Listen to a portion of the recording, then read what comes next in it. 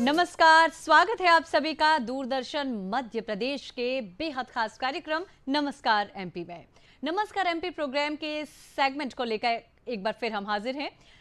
तो आप सभी जानते हैं कि हमारा ये प्रोग्राम फोन इन प्रोग्राम है, लाइव प्रोग्राम होता है, तो स्पेशल नंबर्स भी हमने आपके लिए रख रखे हैं ताकि उन नंबर्स का इस्तेमाल करें और आप हमसे जुड़ सके। तो क्यों ना सबसे पहले उन नंबर्स को नोट कर लिया जाए। जल्दी से नोट कर लें हमारे नंबर्स 0755-266-0049, साथ ही एक टोल फ्री नंबर जो बिल्कुल निःशुल्क है और उस नंबर का प्रयोग करके भी आप हमसे हमारे आज के इस कार्यक्रम में जुड़ सकते हैं और जो अलग अलग तरह के हमारे विषय हैं उन विषयों से संबंधित सवाल, उन विषयों से संबंधित प्रश्न आप हमारे विषय विशेषज्ञों से कर सकते हैं। तो टोल फ्री नंबर भी नोट कर लें 1800-233-0040। उम्मीद है आपने हमारे नंबर्स को नोट कर लिया होगा और जल्दी से आप हमारे इस प्रोग्राम में हमसे जुड़ेंगे। नमस्कार एमपी कार्यक्रम से जुड़े हुए हैं आप। ये हमारा बेहद खास कार्यक्रम होता है और सोमवार से शुक्रवार इस कार्यक्रम का सजीव प्रसारण 12 बजे से 1 बजे तक किया जाता है। दर्शकों, क्यों ना आज के दिन की शुरुआत एक खूबसूरत से विचार के साथ करें। तो विचार हम आपको बताएंगे, पर सबसे पहले आइए एक नजर डाल लेते हैं आज की तिथि पर। विक्रम संवत 2079 मार्गशीर्ष मास कृष्ण पक्ष की द्वादशी तिथि है, 21 नवंबर है और आज सोमवार का दिन है। तो सप्ताह की शुरुआत और सप्ताह की शुरुआत में सोमवार का दिन है। निश्चित ही सप्ताह की शुरुआत जब होती है ना तो बड़ा तरोताज़ा महसूस कर रहे होते हैं हम, क्योंकि वीकेंड पे बड़ा आराम शाराम हमने किया होता है, रेस्ट किया होता है। उसके बाद में एक नई ताजगी के साथ में, एक सुंदर विचार के साथ में हम लोगों से मुखातिब होते हैं, है ना। तो आइए क्यों ना हम भी आपको एक सुंदर से विचार से रूबरू करा देते हैं।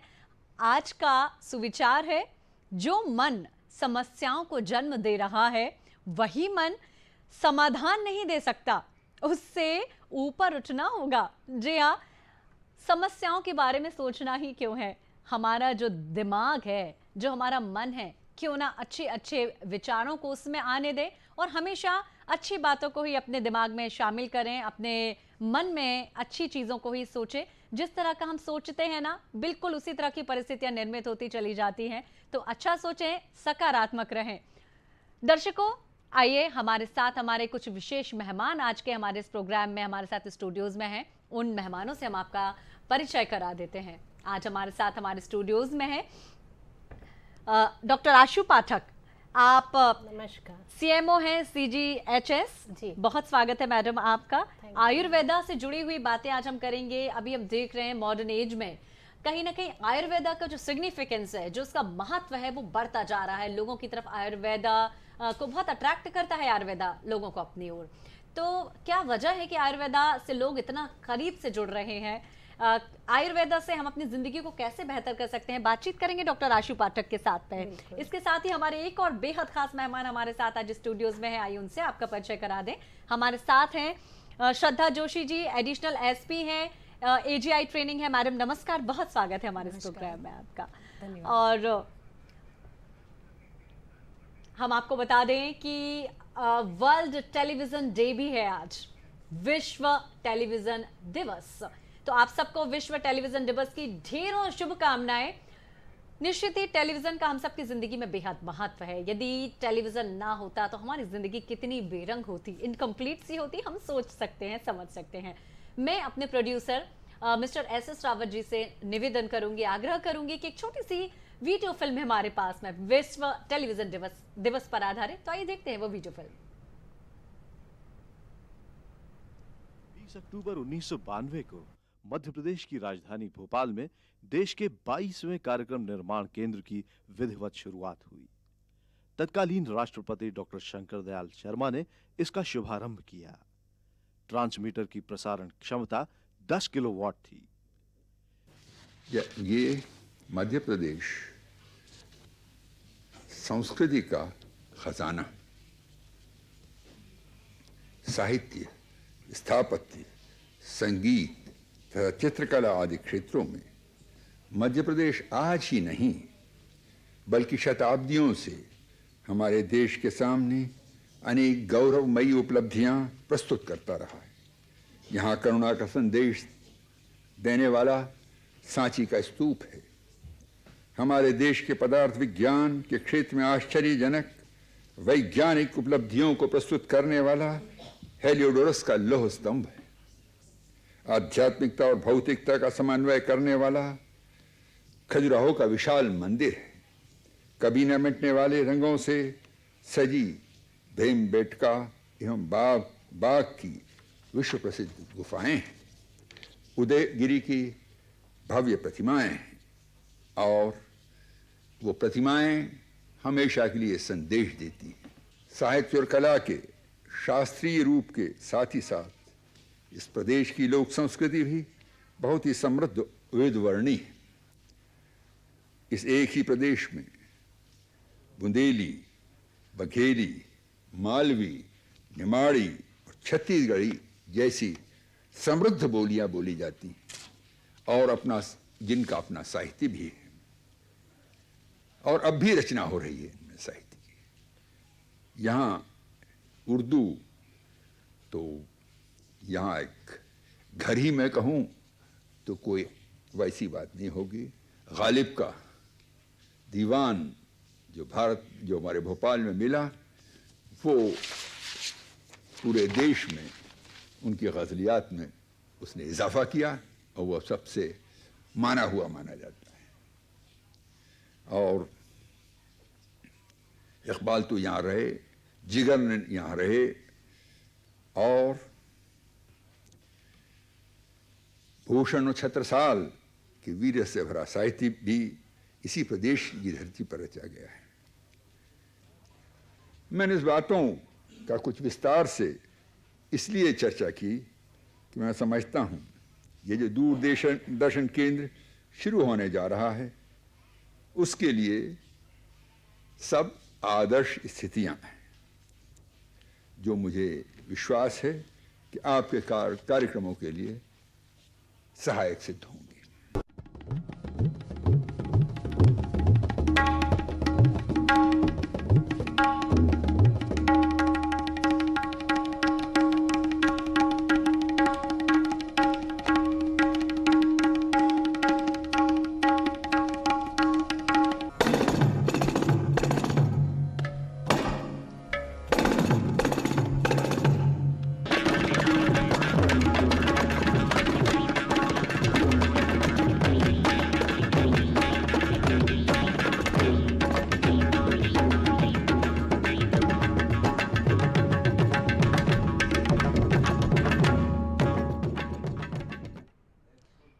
दूरदर्शन मध्य प्रदेश के बेहद खास कार्यक्रम नमस्कार एमपी से जुड़े हुए हैं आप सभी।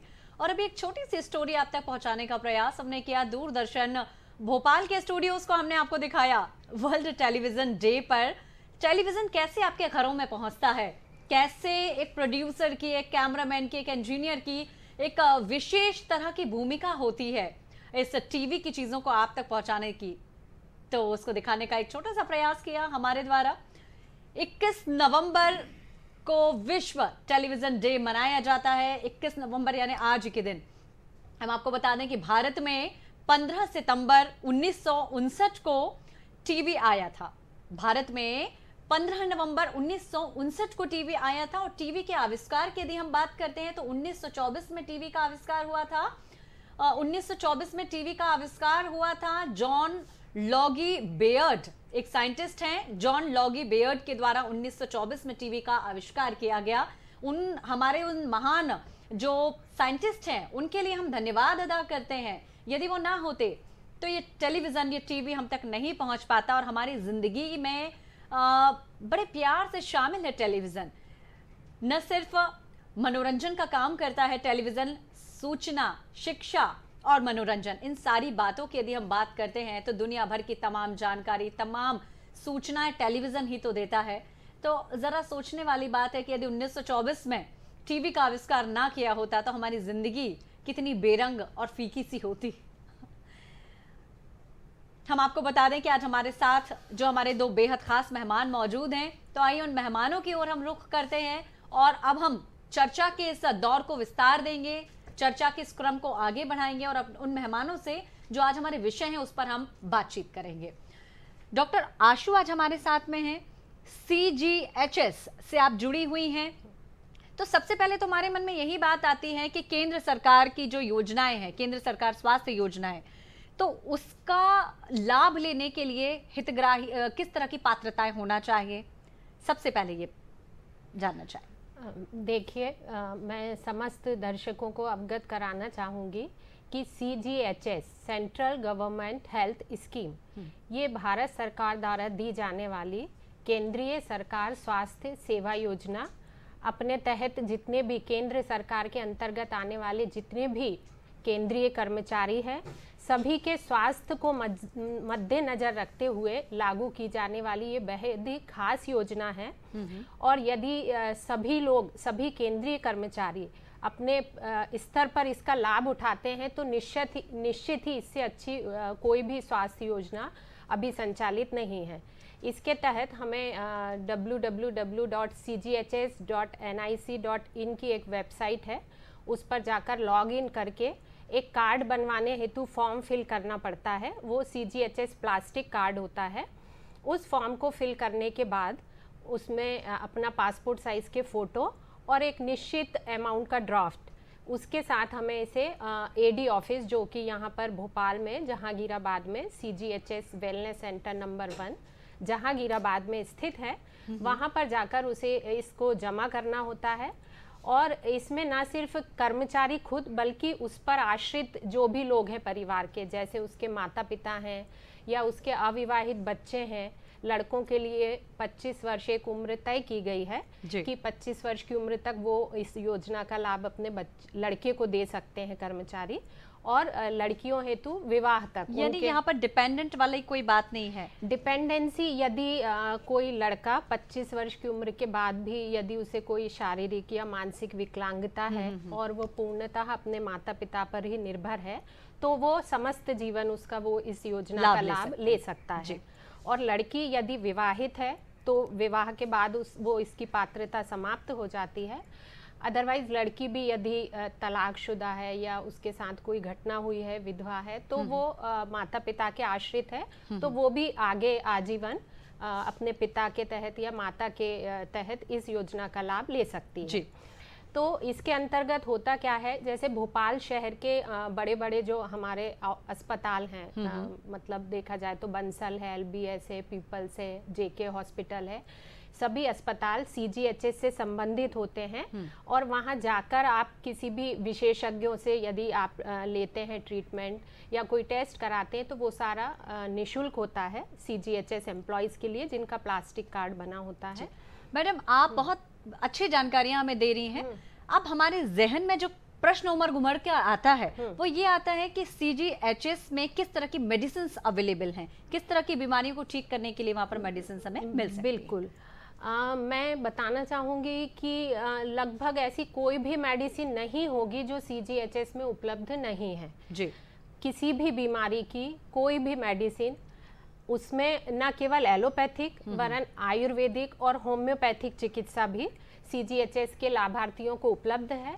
आप यदि सामान्य बीमारियों से ग्रस्त हैं तो आप डायरेक्ट CGHS भोपाल जो वेलनेस सेंटर 1 और 2, 2 सेंटर्स हैं, अरेरा कॉलोनी और जहांगीराबाद, तो वहां जाकर आप स्वयं वहां जो चिकित्सक उपलब्ध होते हैं CGHS वाले, उनसे ट्रीटमेंट ले सकते हैं। और यदि उन्हें लगता है कि आपको किसी विशेषज्ञ के परामर्श की ज़रूरत है तो वो आपको इम्पैनल्ड हॉस्पिटल्स में रिफ़र करते हैं और वहाँ जाकर आप जो उनसे कंसल्टेंसी लेते हैं वो सारी मेडिसिन भी आपको यहाँ CGHS में उपलब्ध कराई जाती है।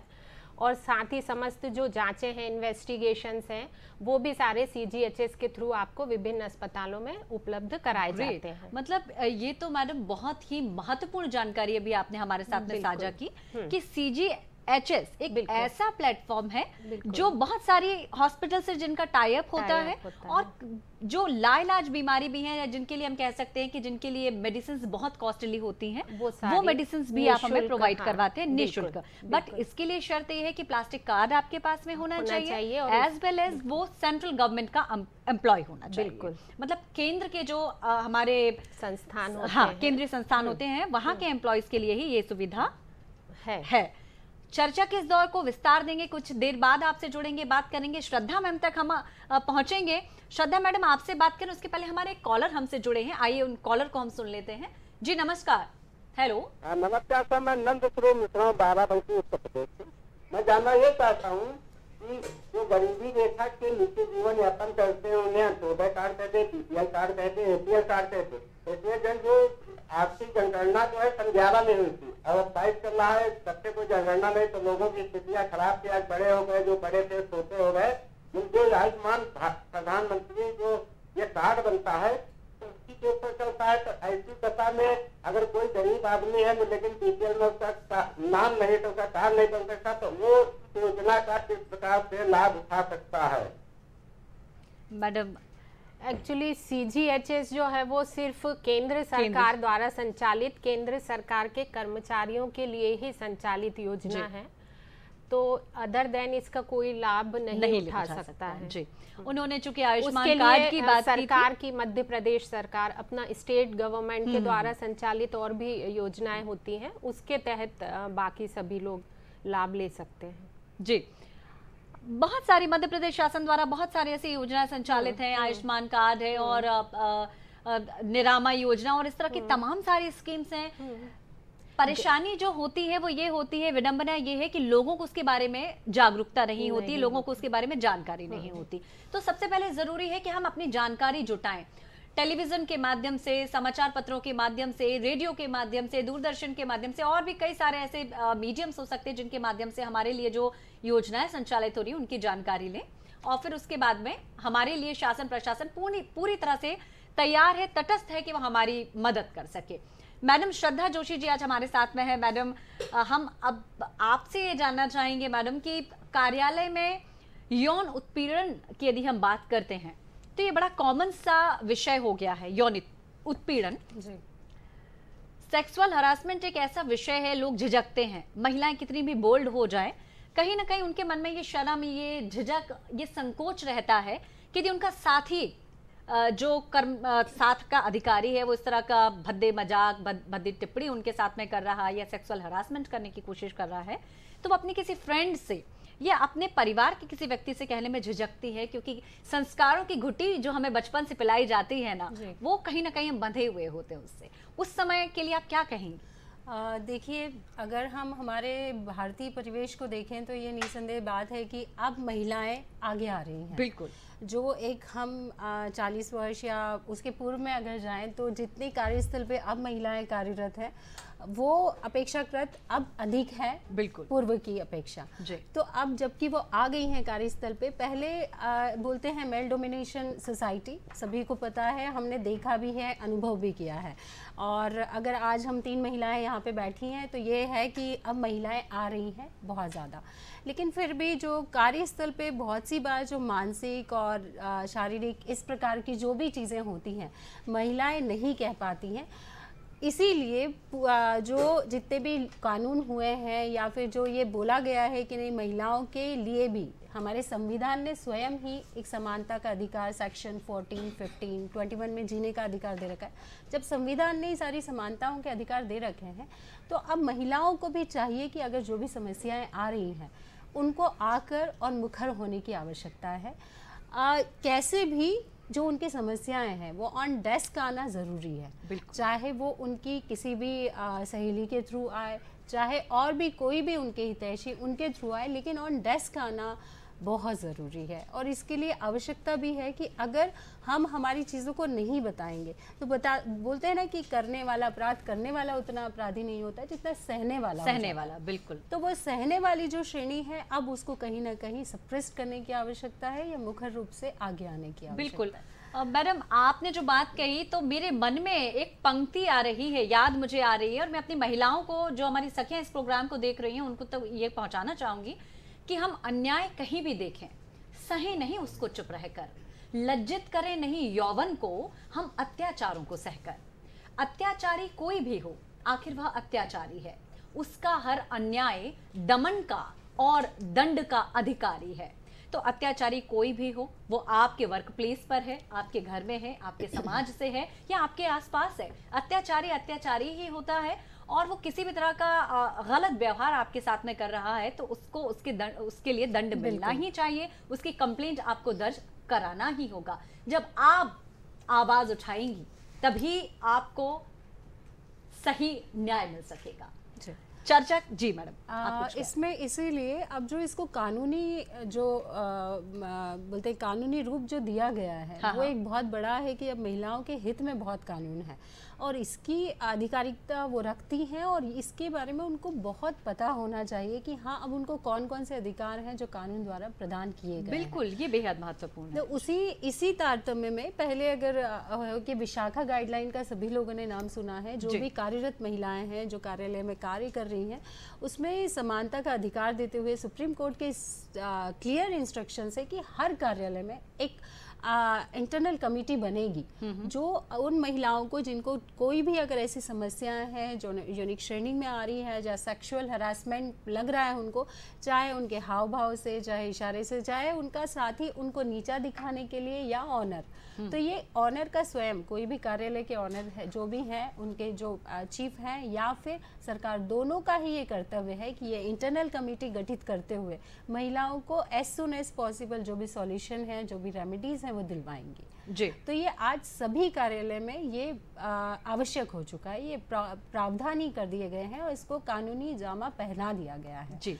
तो 2013 से ये बिल्कुल कार्यरत है और आज शायद कि आज सभी कार्यालयों में ये बनी हुई है इंटरनल कमेटीज। जी मैडम, कई बार ये भी देखने में आता है कि हम जितना सहते हैं ना उतना ही ज़्यादा हमें सहन करना पड़ता है। यदि हमारे खिलाफ यदि हमें कहीं भी लगता है कि कुछ ठीक नहीं हो रहा है तो आवाज़ उठाना बहुत ज़रूरी है।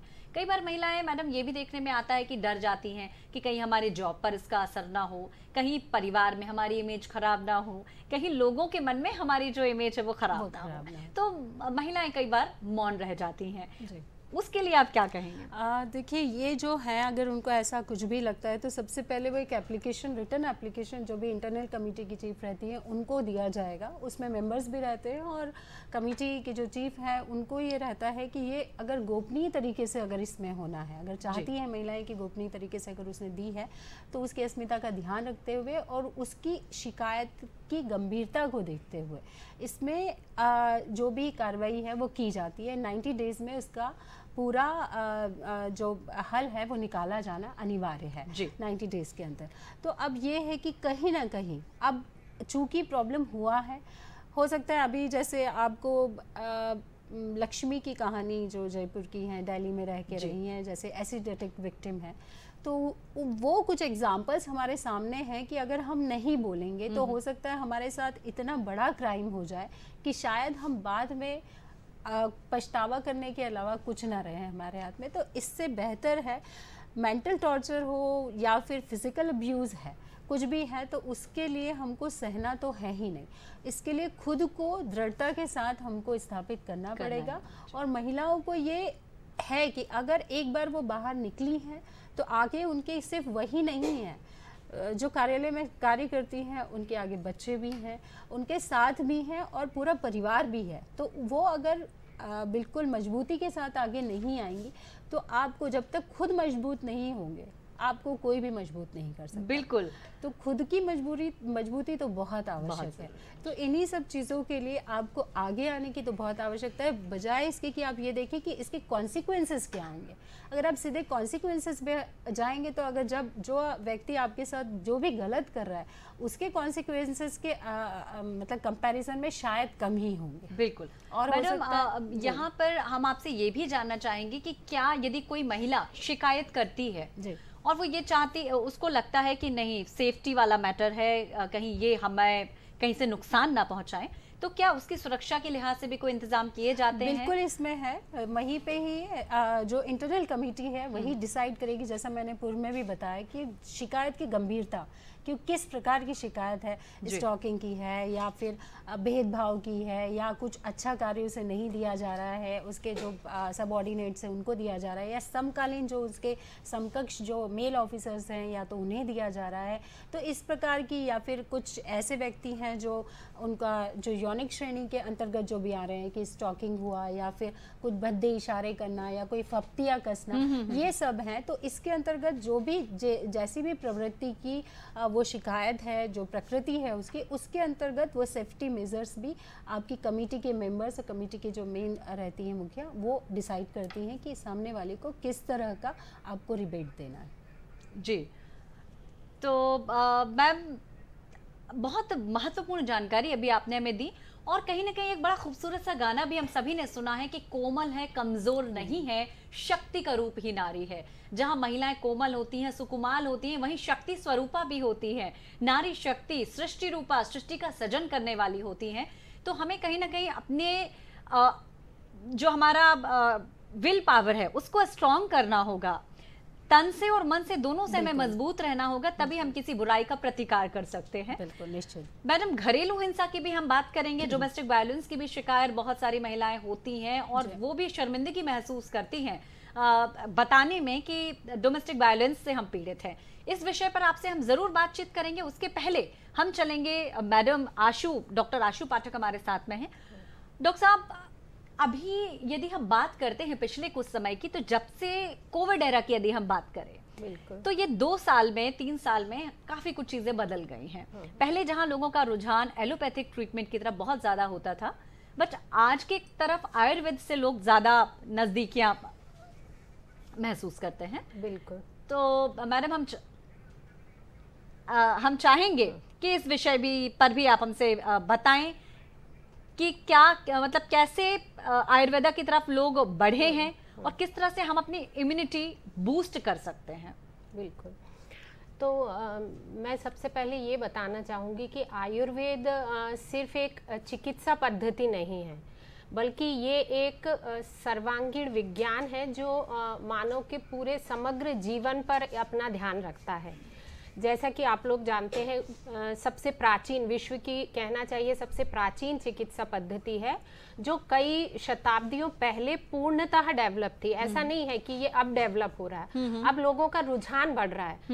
विकसित तो ये काफी शताब्दियों पूर्व हो चुका था, और इसका जो मुख्य उद्देश्य होता है स्वस्थस्य स्वास्थ्य रक्षणम आतुरस्य विकार प्रशमनम च। मतलब ये नहीं है कि आप रोगी बनकर ही आयुर्वेद में आए। आयुर्वेद का मेन फोकस होता है कि आप स्वस्थ रहते हुए ही अपने स्वास्थ्य को बनाए रखें जी, ताकि आपको दवाइयों पर निर्भरता ना रहनी पड़े, बिल्कुल, या रोगी ना हो आप। तो स्वास्थ्य की रक्षा के लिए इसका लगभग आधा सा जो आयुर्वेद का विज्ञान है, आधे से ग्रंथ इस तथ्य पर फोकस डालते हैं, और शेष आधे में फिर बीमारियों की चिकित्सा का वर्णन है। जी। तो पहले लोगों में आयुर्वेद के लिए अवेयरनेस नहीं थी ज़्यादा, लेकिन अब जब से कोरोना आया है और आयुष पद्धति का ज़्यादा प्रचार प्रसार हुआ है, तो अब लोग विशेषतः खुद डिमांड करते हैं कि हमें क्वाथ चाहिए। यदि वायरल फीवर है या सर्दी जुकाम है, तो उनको लगता है कि नहीं, हमें आयुर्वेद की तरफ जाना चाहिए, क्योंकि एलोपैथिक दवाइयों में साइड इफ़ेक्ट सभी जानते हैं। उनका तो खुद डिस्क्रिप्शन होता है मेडिसिन पे कि इस मेडिसिन के ये साइड इफ़ेक्ट्स हैं। उनसे मानव बचना चाहता है। रोगी बहुत समय तक, लंबे समय तक वो दवाइयाँ खा के एक तरह से इरिटेट हो जाते हैं, तो उन्हें लगता है कि अब हमें अपनी जो भारतीय जड़ी बूटियाँ हैं, इनसे निर्मित जो दवाइयाँ हैं, उसकी तरफ जाना चाहिए। मैडम, चर्चा के दौर को बिल्कुल आगे बढ़ाएंगे। काफी सारी बातें हैं जो आपसे जानना चाहेंगे हम, हमारे दर्शक। उसके पहले हम आपको बता दें कि शीतलहर का दौर शुरू हो चुका है। बहुत तेज शीतलहर हम सभी महसूस कर रहे हैं। तो हमारे जो बच्चे हैं सड़कों पर आश्रय लेते हैं, उनके लिए नगर निगम के द्वारा रैन बसेरा की भी व्यवस्था की गई। हम सभी जानते हैं रैन बसेरा, हम सबने सुना है। आइए हम जानते हैं कि क्या व्यवस्थाएं, किस तरह से व्यवस्थाओं को दुरुस्त किया गया है नगर निगम की ओर से। हेलो नमस्कार सर। नमस्कार सर, स्वागत है। नमस्कार एमपी कार्यक्रम से जुड़े हुए हैं आप। नमस्कार जी सर, हम सबसे पहले आपसे यही जानना चाहेंगे, शीतलहर का दौर शुरू हो गया है और बहुत सारे बच्चे हैं जो कहीं आश्रय नहीं है जिनके लिए, तो आप लोग यानी नगर निगम उनके लिए बहुत अच्छी उन्होंने व्यवस्था कर रखी है। किस तरह की व्यवस्थाएं आप उनको प्रोवाइड? देखिए, मैं आपको चैनल के माध्यम से बताना चाहूंगा भोपाल के वासियों को, अभी भी शीतलहर निश्चित रूप से जिस तरह आप बता रहे हैं बढ़ती जा रही है और आगे के दिनों में शीतलहर की आशंका हो सकती है। तो इसके लिए नगर निगम भोपाल द्वारा 14 जो है आश्रय स्थलों का बनाया गया है 14 जगह, जिसमें हमीलिया अस्पताल दफ्तर में है, डीआईजी बंगला में है, शाहजहानी पार्क में काफी बड़ा बना हुआ है, ISBT है, राजपुरा बस स्टैंड है, नेहरू नगर है, और इस तरीके से 14 जगह पे हमारे रेल बसेरे हम लोगों ने स्थापित किए गए, जिसमें उनके रहने के लिए पूरा इंतजाम है। जो भी व्यक्ति आते हैं अपना ID कार्ड दिखा के उनके लिए रजाई, गद्दे, पलंग सबका इंतजाम किया गया। जैसा कि हमने पिछले वर्षों में हमेशा हम लोगों ने देखा है कि शाहजहानी पार्क जो आश्रय स्थल है एक ऐसी जगह है कि जहाँ काफी संख्या में ठंड के समय में काफी संख्या में लोग आते हैं। तो इस बार हम लोगों ने ये प्रावधान किया है, इस बार अपने डबल बंकर बेड जो आते हैं, जो डबल बेड रहता है, उसको हम लोगों ने द्वारा क्रय किया गया है और उसको स्थापित किया गया है, जिसमें कि हम और ज्यादा जो इस तरह के व्यक्ति है जिनको आते चाहिए रात में रुकने के लिए, हम और ज्यादा लोगों को स्तंभ प्रदान करते हैं। इसी तरीके से मैं आपको वही बताना चाहूंगा, एक नया रेलवे स्टेशन प्लेटफॉर्म नंबर 6 है, वहाँ पर भी एक नया आश्रय स्थल का निर्माण हो रहा है, जो कि अगले 15-20 दिन में पूरा कर लिया जाएगा। वहाँ पर भी हमारा ये प्रावधान रहेगा कि यदि वहाँ पर कई लोग स्टेशन में आते हैं और कई लोग ऐसे जिनको जगह नहीं, जिनको रुकने के लिए घर नहीं है, तो वो आप आए, नीचे आपका स्वागत है जी, और आप सुरक्षित रूप से रात में अपना बसर करें। जी सर, जानना चाहेंगे कि रैन बसेरा के चूंकि आपने जिक्र किया, तो भोपाल की यदि हम बात करते हैं तो किन किन जगहों पर रैन बसेरा है? मैंने बताया करीब 14 रैन बसेरे हैं हमारे यहाँ, जैसे कि निजी अस्पताल में है, कैंसर हॉस्पिटल में है, TB अस्पताल में है, डीआईजी बंगला एरिया है, हमारा नागरा बस स्टैंड एरिया में, शाहजहानी पार्क का मैंने आपको जिक्र किया। नए भोपाल के लिए बात करते हैं तो MP नगर जोन 2 में हमारा बना हुआ है, ISBT बस स्टैंड वहाँ बना हुआ है, नेहरू नगर में बना हुआ है जी। और इस तरीके से, और मैंने आपको बताया कि रेलवे स्टेशन प्लेटफॉर्म नंबर 6 पे भी नया निर्माणाधीन है, जो कि अगले 15-20 दिन में बनकर है। जी सर, आप जुड़े हमारे इस कार्यक्रम में, बहुत महत्वपूर्ण जानकारी आपने हमारे साथ में साझा की, आपका बहुत धन्यवाद हमसे जुड़ने के लिए। धन्यवाद।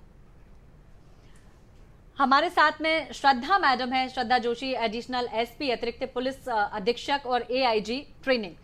मैडम, घरेलू हिंसा की बात हम आपसे कर रहे थे, तो जाते जाते चूंकि समय हमारे पास थोड़ा सा कम है, हमारे और एक मेहमान हमसे जुड़ने वाले हैं, तो घरेलू हिंसा से पीड़ित यदि कोई महिला है तो किस तरह से अपनी शिकायत को दर्ज करा सकती है? इसमें 2 हैं। अगर तो वो थाने पे जाती हैं, अगर घरेलू हिंसा में अगर मारपीट हुई है या और किसी प्रकार की हिंसा हुई है अगर महिला के साथ, तो वो या तो सीधे थाने पे पुलिस स्टेशन पे जा सकती है या फिर परिवाद दायर कर सकती है in the court directly.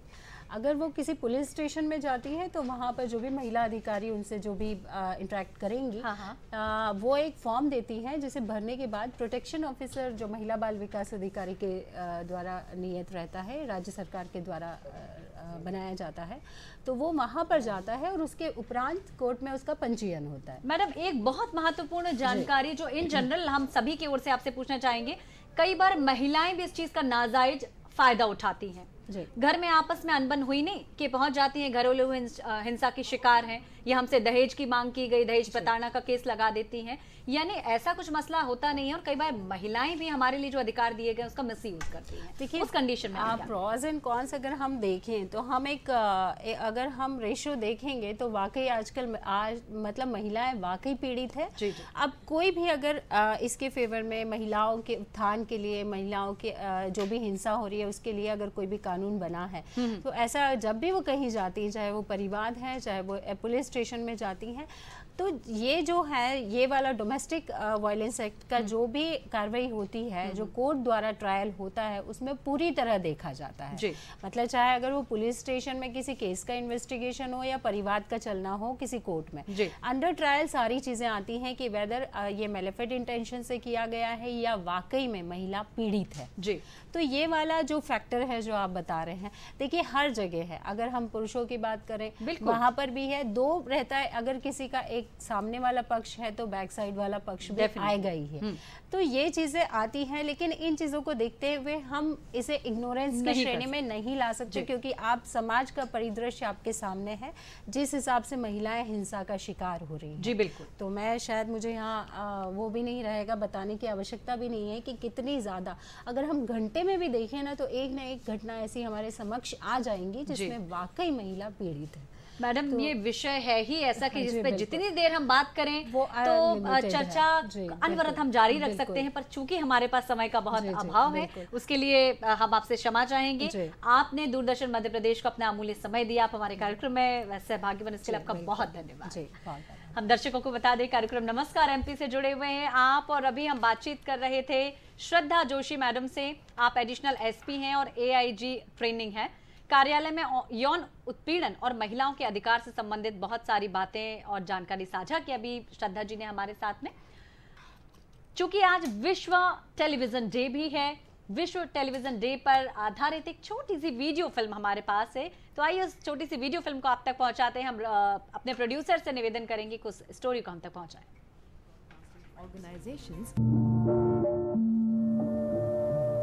For generations, Indians relied on radio for news, views, and entertainment.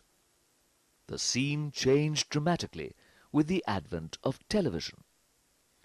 A leading European company exhibited its closed-circuit TV equipment at an international exposition in India in 1959. At the end of the expo, the equipment was gifted to the people of India, and, encouraged by UNESCO, the government decided to utilize it for educational purposes. Engineers at All India Radio experimented with this equipment and used it for the first telecast on the 15th of September 1959, inaugurated by the President of India.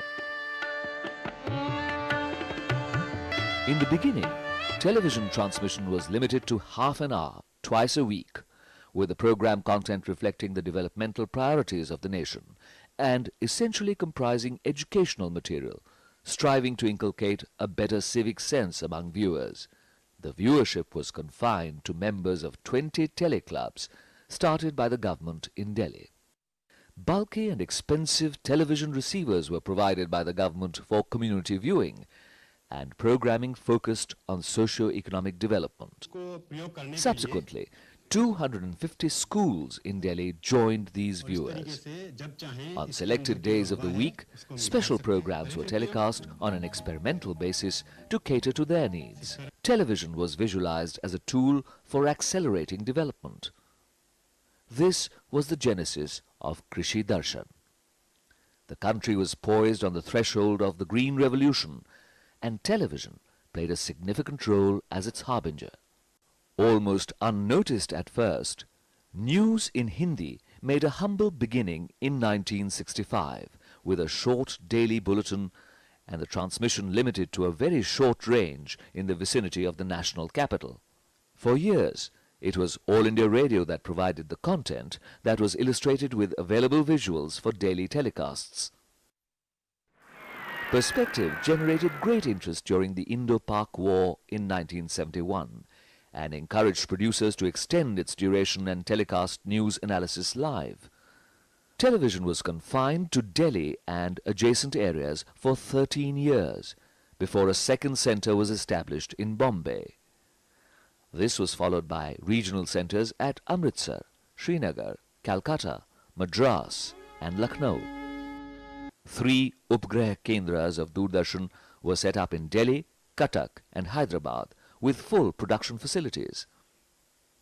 Sight was a most ambitious and unique project in the history of television anywhere in the world.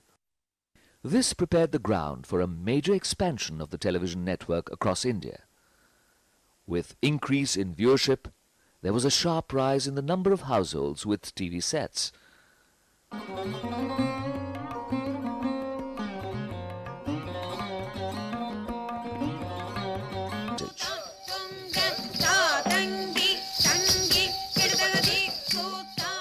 Doordarshan and All India Radio were bifurcated as it was felt that the two were different media and coupling them together was stifling.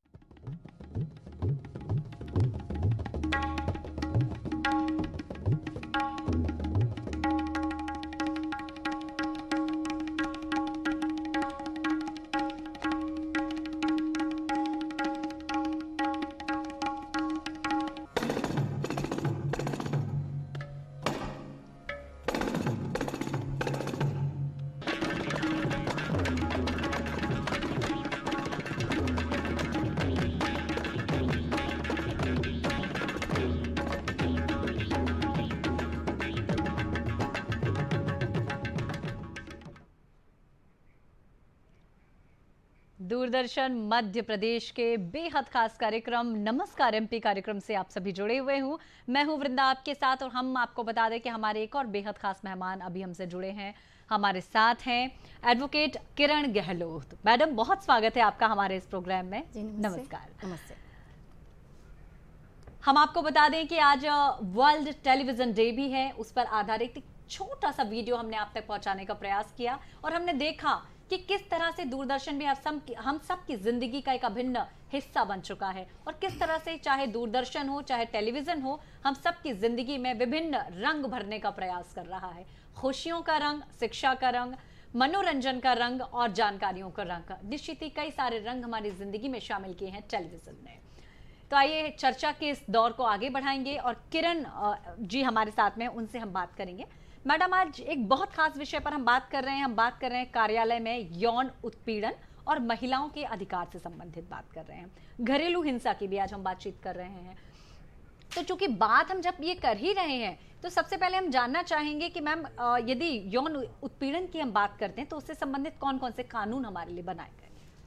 इसमें सबसे पहले जब बताना चाहूँगी कि sexual harassment के लिए हमारे लिए पॉज एक्ट बना है, जो कि इसके पीछे ये कहानी है कि 1992 में एक सोशल वर्क महिला थी जो भवरी देवी के नाम से, जो उस समय छोटे बच्चों के जो विवाह हुआ करते थे उसको रोकने के लिए ये कार्य करती थी। लेकिन उस समय के लोग ये मानते नहीं थे और जैसे ही वो रोकती थी अगले दिन उन बच्चों की शादी हो जाती थी। और फिर ये हुआ कि उनके साथ ही घटना घट गई कि उनके साथ सामूहिक बलात्कार कर दिया गया। फिर उसने जब इस बात का मुद्दा उठाया तो उसकी आवाज़ दबा दी गई।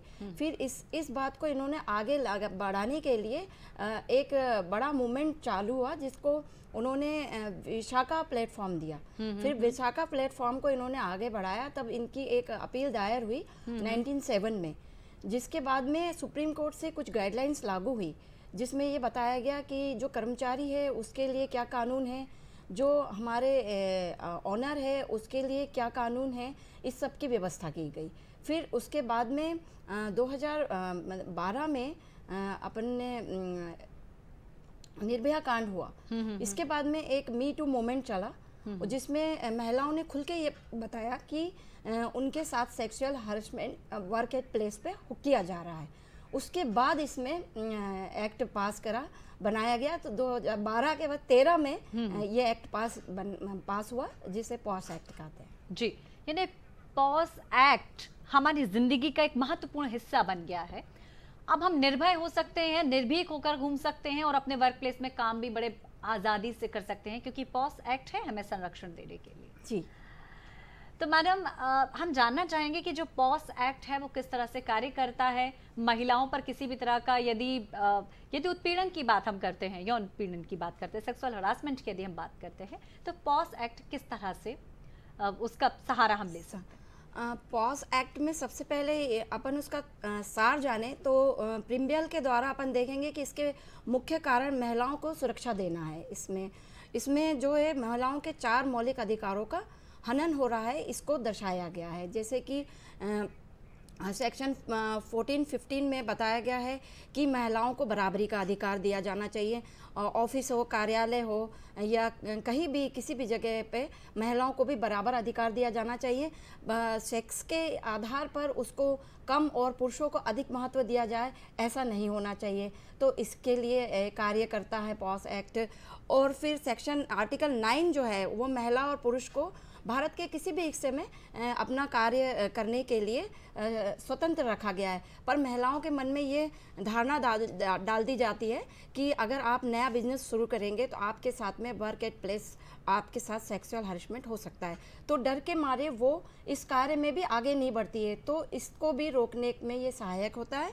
और आर्टिकल 21 है right of life and liberty. इसमें उनके मन में जो डर बैठा दिया गया है कि मैं अगर ऑफिस जाऊंगी तो मेरे साथ में ये वर्क प्लेस पे सेक्सुअल हरेसमेंट हो सकता है। तो इन सब बातों को दूर करने के लिए, इनके अधिकारों को बचाने के लिए इस एक्ट का निर्माण। जी, बहुत महत्वपूर्ण जानकारी मैडम गहलोत अभी आपने हमें दी।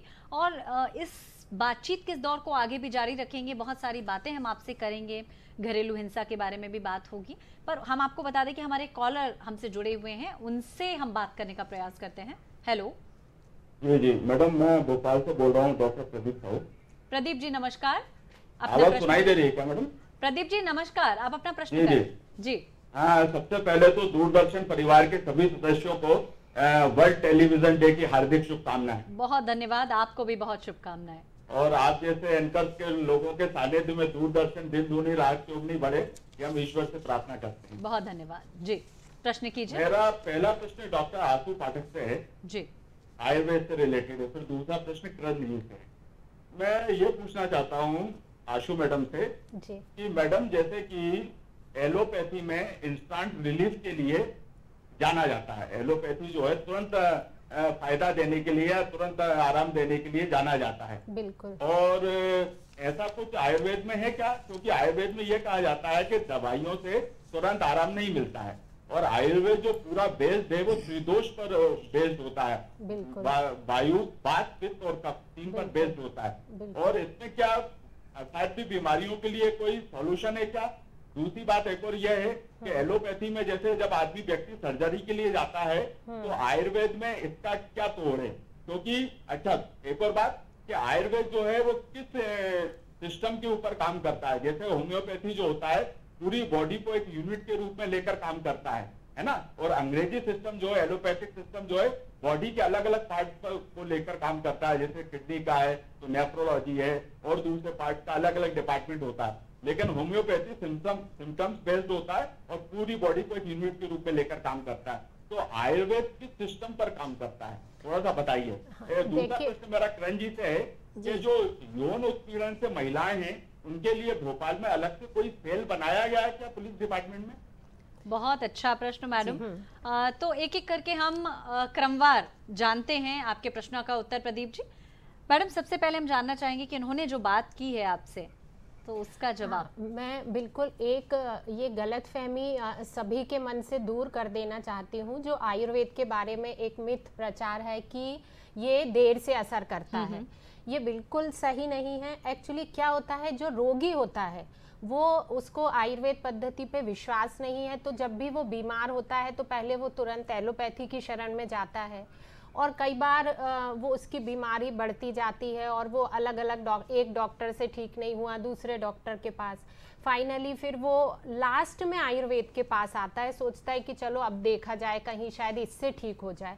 तो जब बीमारी इतनी बढ़ जाएगी, वो आपके पूरे शरीर में अपना एक तरह से कब्जा जमा लेगी, तब आप आयुर्वेद के पास आएंगे। तो ऑब्वियसली सीधी सी बात है कि दवाइयाँ फिर असर करने में टाइम लेंगी। मैं ये दावे के साथ कह सकती हूँ, यदि आपको आज बुखार आया है, आप पैरासीटामोल ना लेकर सीधा आप आयुर्वेद अपना नियरेस्ट जो भी आयुर्वेदिक चिकित्सक हैं उनके पास जाएं, तो तुरंत आपका बुखार जो दवाई देंगे उनसे ठीक होगा। या कोई भी आपको किसी भी टाइप का जिस बीमारी का आप सोचते हैं कि आयुर्वेद में इलाज नहीं है, आप इंस्टेंटली आप तुरंत किसी अच्छे आयुर्वेदिक चिकित्सक से संपर्क करें और दवाइयाँ खाएं, तो आपको तुरंत लाभ होगा। आपका खुद आप ये प्रयोग करके देखें, आपकी गलतफहमी दूर हो जाएगी। दूसरा आपका जो प्रश्न है कि किस सिद्धांत पे कार्य करता है, तो जैसे सभी को जनरली पता है आयुर्वेद जो है वो वात, पित्त, कफ इस त्रिदोष के सिद्धांत पर कार्य करता है। और मैं सीधे शब्दों में आपको बताऊं, वात यानी शरीर में दर्द से जुड़ी कोई भी समस्या है, मतलब वो वात के कारण है। शरीर में ताप या हीट, जैसे बुखार बोलना चाहिए, या एसिडिटी होना चाहिए जहाँ जलन होती है या हमको गर्मी लगती है किसी को बहुत ज़्यादा, ये जो समस्या है वो सारी पित्त से रिलेटेड होती हैं। और कफ तो जैसा नाम से ही पता चलता है, सर्दी जुकाम है या बहुत ज़्यादा आलस आना, बहुत ज़्यादा नींद आना, ये जो समस्याएं हैं सिंपल शब्दों में आप समझ जाइए कि वो कफ के कारण हो रही है। और इन तीनों को ही बेस बना के हमारी दवाइयाँ बनाई गई हैं और उनके रिजल्ट तुरंत मिलते हैं, ये मैं कह सकती हूँ जी। तो कहीं ना कहीं त्रिदोषा जो पद्धति होती है, वात, पित्त, कफ, और इसको ध्यान में रखते हुए हमारा आयुर्वेदिक सिस्टम ऑफ मेडिसिन काम करता है। आयुष पे लोगों का बहुत विश्वास हो गया है, दिन प्रतिदिन लोगों का विश्वास बढ़ता जा रहा है। बात यदि हम करते हैं क्वाथ की या अवलेह की, तो चूंकि ठंड का मौसम चल रहा है, इन दिनों सर्दी जुकाम और वायरल फीवर बहुत ज्यादा लोगों में देखने को मिलता है। मैडम, कितना कारगर है अवलेह या च्यवनप्राश? वही, जैसा कि मैंने पहले भी बताया है कि बहुत पुराना शास्त्र है और बहुत शताब्दियों मीन्स हम कल्पना भी नहीं कर सकते, तब ये जो च्यवनप्राश आजकल कॉमन है, हर जनमानस इसको जानता है, ये बहुत पूर्व में वर्णित है और आज भी ये बिल्कुल अपने तथ्यों को, अपनी क्वालिटी को प्रूव करता है कि आप यदि नियमित इस जो हेमंत ऋतु होती है, सर्दी का सीजन होता है, इसमें यदि आप नियमित रूप से इसका सेवन करेंगे, च्यवनप्राश अवलेह, और भी बहुत से आते हैं बट एक ये मैं कॉमन बता रही हूँ जो सभी को अवेलेबल होता है और सभी को इसका नाम भी पता है, क्योंकि इसका जो मुख्य घटक है आंवला, उसे आयुर्वेद में अमृत के तुल्य बताया है। बिल्कुल। तो आप यदि नियमित च्यवनप्राश का सेवन करते हैं तो निश्चित ही आप ये जो मौसमी बीमारियां होती हैं या जो इन्फेक्शियस डिसीजेज होती हैं उनसे काफ़ी हद तक बचे रह सकते हैं। मैं ये नहीं कहूँगी कि आप बिल्कुल ठीक ही रहेंगे, बट काफ़ी हद तक बचाव उनसे हो सकता है यदि आप और आहार विहार का पालन कर रहे हैं, तो निश्चित ही शायद आप बीमार ही ना हो। जी मैडम, एक और बहुत कॉमन सा क्वेश्चन जो हर गर्भवती स्त्री जानना चाहती है कि क्या अवलेह प्रेग्नेंट विमेन के लिए सेफ है? च्यवनप्राश अवलेह चूंकि तो थोड़ा गर्म होता है, इसलिए ये भी प्रकृति पर निर्भर करता है। गर्भिणी स्त्री की प्रकृति यदि पित्त वाली है तो उसे नहीं दिया जाना चाहिए बिना किसी आयुर्वेदिक चिकित्सक के कंसल्टेंसी के। अदरवाइज और भी बहुत से अवलेह आते हैं, जैसे कूष्मांड अवलेह है, तो ये हम अवलेह च्यवनप्राश टाइप के होते हैं, इन्हें हम गर्भिणी स्त्रियों में भी प्रयोग कर सकते हैं। कोई भी दवाई आयुर्वेद की ये सोचकर आपको नहीं लेना है कि अरे नुकसान तो नहीं करेगी, हम ले लेते हैं। बिना चिकित्सक के परामर्श के या बिना चिकित्सक की देखरेख के आप कोई भी दवाई अपने मन से उपयोग में ना लाएं। यानी अपना डॉक्टर स्वयं बनने की जरूरत नहीं है। बिल्कुल जी, चर्चा के दौर को आगे बढ़ाएंगे। हमारे साथ में किरण गहलोत जी हैं।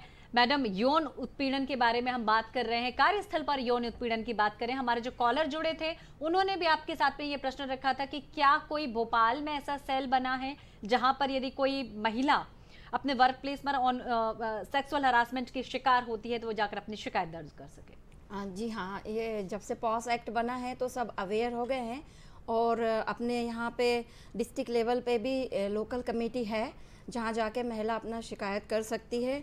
सेक्शन 9 भी हमारा महिलाओं के लिए बनाया गया है जिसमें स्पष्ट लिखा है कि अगर महिला को किसी तरह का सेक्सुअल हैरेसमेंट से परेशानी है तो यहाँ जाके आवेदन दे सकती है। पर इसमें बस ये एक शर्त है कि जैसे कुछ जिस दिन भी घटना घटी है तो वो 3 महीने के अंदर उसको जाके शिकायत करे। और अपने हर क्षेत्र में नोडल ऑफिसर भी है, उनकी कमेटी बनी हुई है। अगर किसी महिला के साथ इस तरह का सेक्सुअल हैरेसमेंट की कोई घटना घट रही है तो वो वहाँ जाके भी शिकायत कर सकती है। और अगर वो थाने में भी जाके शिकायत करना चाहती है तो वहाँ पे भी महिला पुलिस की व्यवस्था की गई है जहाँ पे जाके वो महिला से अपने घटना के बारे में आवेदन से दे सकती है, कह सकती है। जी मैडम, जाते जाते कोई संदेश आप महिलाओं के लिए देना चाहें? महिलाएं के लिए यही कहूँगी कि सबसे पहले तो वो आजकल जो का माहौल है जो देख रहे हैं आसपास, उस हिसाब से जो बच्चियां हैं वो बहुत अवेयर है और जब भी किसी तरह की घटना घटती है उसके बारे में अपने घर में सबसे पहले माता पिता को ज़रूर बताएं। फिर अगर घटना बड़ी है या कुछ इस लेवल की है कि माता पिता हैंडल नहीं कर सकते तो उससे पुलिस में शिकायत ज़रूर करें। कई बच्चियां या महिलाएं सिर्फ इसलिए शिकायत नहीं करती है कि लोग क्या कहेंगे, तो लोग क्या कहेंगे ये ना सोचे, अगर अपने साथ कोई घटना घटी है तो उसकी शिकायत वो ज़रूर करें। जी मैडम, बहुत अच्छी, बहुत ज्ञानवर्धक जानकारी हम सबके साथ में साझा करने के लिए और स्टूडियोज में आने के लिए अपना प्रेशियस टाइम हमारे लिए देने के लिए आपका बहुत धन्यवाद। किरण गहलोत एडवोकेट हमारे साथ में थे। तो मैडम, आज आप हमसे जुड़े और इतनी सारी आपने बातें हमारे लिए के साथ में साझा की, आपको बहुत धन्यवाद। Thank you. डॉक्टर आशु जी, आप कोई जाते जाते बहुत कम शब्दों में जल्दी से कोई एक अच्छा सा संदेश हमारे व्यूअर्स को देना चाहें? सभी से मैं यही कहना चाहूँगी कि हमें नेचर ने जो चीज़ें दी हैं जिनसे हम स्वस्थ रह सकते हैं उनका हमें भरपूर उपयोग करना चाहिए। जैसे सबसे पहले है सूर्य का प्रकाश, जो कि आजकल सबके लिए बहुत ज़रूरी है। विटामिन डी डिफिशियंसी लगभग हर व्यक्ति में पाई जा रही है, तो आप उसका नियमित उपयोग करें। और व्यायाम है जो कि हमें स्वस्थ रहने के लिए ज़रूरी है, तो अपने कीमती समय में से कुछ समय निकालकर नियमित व्यायाम जरूर करें। जी, तो डॉक्टर आशु पाठक हमसे जुड़ी, बहुत महत्वपूर्ण जानकारी हमारे साथ में साझा की। मैडम, बहुत धन्यवाद हमसे जुड़ने के लिए, हमसे बातचीत करने के लिए। कार्यक्रम नमस्कार एमपी से आप सभी जुड़े हुए थे। उम्मीद है कि आज का हमारा बेहद खास कार्यक्रम आपको पसंद आया होगा। और जाते जाते अखबार की कुछ सुर्खियों पे कुछ नजर हम डालते हैं। दैनिक भास्कर की कुछ सुर्खियां आप तक पहुंचाने का यह प्रयास। मुस्लिम पर्सनल लॉ के तहत शादी पॉस्को के दायरे से बाहर नहीं, नाबालिग मुस्लिम पत्नी से संबंध बनाना अपराध है। भोपाल की सौम्या अंडर 19 क्रिकेट टीम में पहली बार में ही उप कप्तान बनी। डोनाल्ड ट्रंप ट्विटर पर लौटे। हरियाणा की यदि हम बात करते हैं तो पराली को जलाने के वजह मंडी में बेच रहे हैं किसान करोड़ों का कारोबार। रिजिजू का यू टर्न, कॉलेजियम के हर फैसले का विरोध गलत। भारतीयों ने साल भर में 1500 करोड़ बार डाउनलोड किए गेम, अभी भी 8,967 करोड़ रुपए का कारोबार।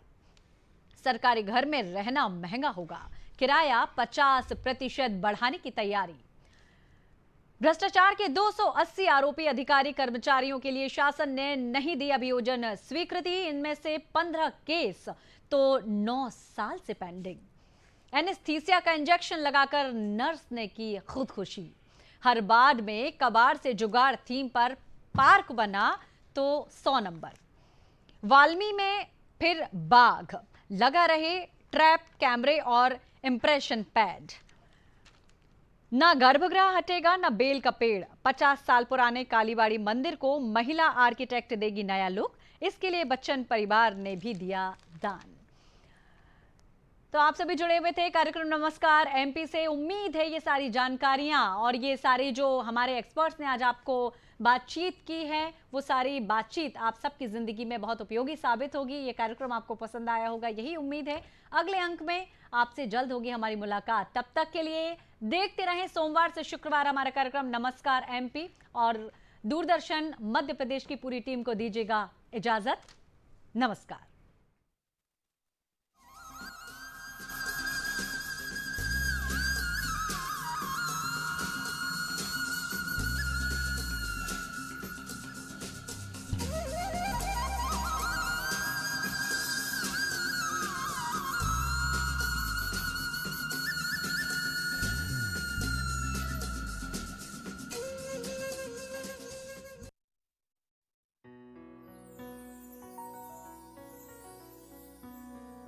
वंदे